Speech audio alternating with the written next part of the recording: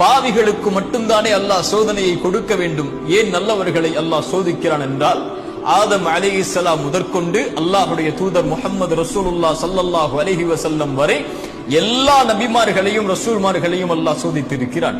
அல்லாஹ்வுடைய தூதர் சஃபாவுடைய மலையின் மேல் ஏறி அல்லாஹ்வுடைய தூதருடைய நபித்துவத்தை தொடங்கும் போதே எதிரிகள் சொன்னார்கள், தப்பன் லக யா முஹம்மத், முஹம்மதே உங்களுடைய கரம் அழியட்டும் என்று சோதனை ஆரம்பித்தது. தூதர் மரணிக்கக்கூடிய கடைசி தருவாய் சொன்னார்கள், உங்கள் இருவருக்கு கொடுக்கப்பட்ட நோயின் வேதனையை அல்லாஹ் எனக்கு கொடுத்திருக்கிறான் என்று. முன்பின் பாவங்கள் மன்னிக்கப்பட்ட அந்த நபியை ஏன் அல்லாஹ் நபித்துவத்துடைய எல்லா ஆண்டுகளிலும் சோதித்தான்? அல்லாஹ்வுடைய தூதர் ஸல்லல்லாஹு அலைஹி வஸல்லம் இந்த கேள்விகளுக்கெல்லாம் ஒரே ஹதீஸில் பதில் சொன்னார்கள். அல்லாஹ்வுடைய தூதர் ஸல்லல்லாஹு அலைஹி வஸல்லம் அவர்கள் சொன்னார்கள், இந்த பூமியிலேயே அதிகமாக சோதிக்கப்பட்டவர்கள் பாவிகள் என்று சொல்லவில்லை, நபிமார்கள் தான்.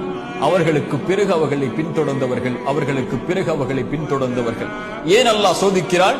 ஒரு இறை நம்பிக்கை கொண்டவனுடைய மார்க்கம் தீன் எந்த அளவு இருக்கிறதோ அந்த அளவு அல்லாஹ் சோதனைகளை உறுதியாக்குவான்.